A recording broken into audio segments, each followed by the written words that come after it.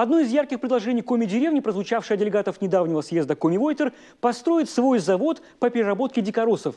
Житель Усть-Кулома Николай Карманов привел железный аргумент. В Тюмени, где современные комплексы уже работают, доходы от грибов и ягод будут поболее, чем те, что бюджет получает за нефть и газ. Заявление сомнительное и скорее эмоциональное, но тут есть и доля истины. Ведь она доказывает, что деньги растут в лесу. Осталось только за ними сходить и взять. Есть и социальная точка зрения. Завод изменит наше отношение к природе и сыграет воспитательную функцию с детьми. Виктория Палкина задумалась о неисчерпаемом потенциале.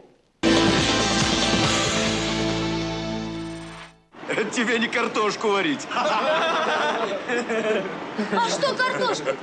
Ты думаешь, картошка это так вот просто сварил и съел, да? Не тут-то было. Из картошки знаешь, сколько можно блюд приготовить? Ну сколько? Жареное и пюре. Да? А ну считай.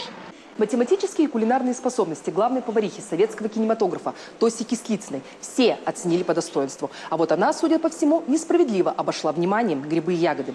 А ведь снимался фильм «В тайге». Казалось бы, возьми лукошко, сходи в лес и собери тех же самых грибов. И накорми своих лесорубов вкусным грибным супом. Да ладно, что суп? Из грибов можно приготовить сотни вкусных блюд. Грибы маринованные, пирожки с грибами, грибная икра. И это только грибы, а ведь еще и сотни рецептов из ягод. В этой школьной столовой ягоды в особом почете. Пироги большие и поменьше, морсы, кисели. В общем, все то, что называют традиционной кухней. Среди детей такое меню всегда на ура. И полезно, и бюджетно, и хлопот немного. Мы сейчас смешали повидло, чтобы оно немножко сильно не растекалось. Когда лопаются, они растекаются. Вот. Мы добавили повидло немножко, вот. А так бывает, муку немножко добавляют или крахмал, чтобы хорошо взялось и не растекалось. Если лесные ягоды в наши школьные столовые будут поставлять большими партиями, да еще и по доступным ценам, повара найдут им новое применение. Было бы из чего печь, а идеи не проблема. Вот как раз за это самое родное и здоровое питание выступил усть-куломский активист на съезде Коми-народа. Николай Карманов пытался убедить всех, завод по переработке дикоросов – дело прежде всего прибыльное. Оно же тянет за собой, во-первых, занятость, пускай временную, 4-5 месяцев у любого поколения, проживающего в деревнях, особенно детей, взрослых людей, незанятых людей. И переработка, логистика, но ведь это дает толчок не только для еды и продажи, а это медицина очень серьезная, пищевая промышленность, косметика.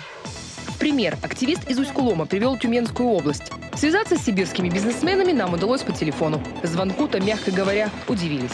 С Коми тюменский переработчик дикоросов знаком давно. Оказывается, наши ягоды поступают и в его цеха. Соседи явно не заинтересованы, чтобы лесные богатства оставались только у нас. И в Коми были попытки открыть ягодно-грибное производство, но все закончилось почти сразу. У нас такая практика, во-первых, уже была. Был у нас предприниматель, который активно взялся, даже приобрел холодильное оборудование. Но, к сожалению, что-то у нее не получилось. В моем понимании, у нее получилось по одной простой причине. У нас есть организация «Матрейка», которая близко к городу, она уже там функционирует. Эта организация знает все районы Республики Коми. И я думаю, исходя из этого, что все-таки там уже ближе с транспортной составляющей, может быть, и по ценовой политике. И, наверное, поэтому нашим предприятиям пока не удалось. Вот, правда, сами жители республики, те, для кого сбор грибов и ягод – единственный заработок, стараются в частные приемные пункты не сдавать. Цены, говорят, у них уж очень низкие. Вариант более подходящий – стихийные рынки на трассах или в центральных точках крупных городов. Курс ягод здесь всегда колеблется, но торг уместен. Правда, сами продавцы не очень любят торговаться. О, это очень тяжкий труд, а все просят дешевле. Я говорю, походите с нашей-то как. Это я с 8 до 5 вечера собирала 4 литра черники. Нету ее. И все просят дешевле, дешевле. В соседнем Ненецком автономном округе о своем заводе по переработке дикоросов пока даже не думали. Хотя там на уровне губернатора поставлена задача сделать северную ягоду узнаваемым брендом. Местный союз потребительских обществ взял на себя большую задачу по закупке даров леса у населения. Все объемы распределяются на 44 магазина, 23 хлебопекарни и 9 общепитов. В этом году был урожай, поэтому мы заготовили достаточно для того, чтобы себе на производство, у нас имеется хлеб-пекарни, мы выпекаем там булочные изделия, естественно же, всегда ягоды нужны. Это не только морожка, это у нас и брусника, и клюква и другие ягоды, которые растут у нас, и черника в том числе. Ненецкие шаманы тоже не обходят стороной все то самое полезное, что растет кругом. Различные рецепты на основе дикоросов спасут от любых болячек, уверены они. Наши фитотерапевты тоже придерживаются этой политики. Зачем глотать таблетки, если все то, чем можно поправить здоровье, есть под рукой? Анатолий Худин точно знает толк в бруснике, морожке и других ягодах. Красная рябина. Вот в прошлом году ее не было урожая, значит, меньше будет, можно заготовить. Но она пропадает. Вот птицы, у них ума в этом отношении больше, они ее с большим удовольствием едят. А у нас она гниет, редко кто запасает, хотя очень хорошее средство. Автор идеи строительства завода по переработке дикоросов Николай Карманов уверен, сначала на рельсы нужно поставить ту же заморозку ягод и грибов, а уже потом глубокую переработку для фармацевтов.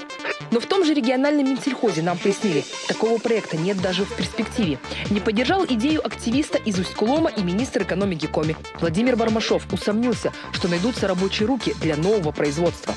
А вот в главной кузнице кадров для сельхозотрасли Коми-республиканском агропромышленном техникуме готовы хоть сегодня выдать нужных специалистов. Техникум располагает базой для подготовки техников-технологов по переработке сельхозпродукции. И я думаю, что отдельным пластом по изучению переработки дикоросов не станет никакой, в общем-то, проблемой перед нашим коллективом. Мы готовы к этому.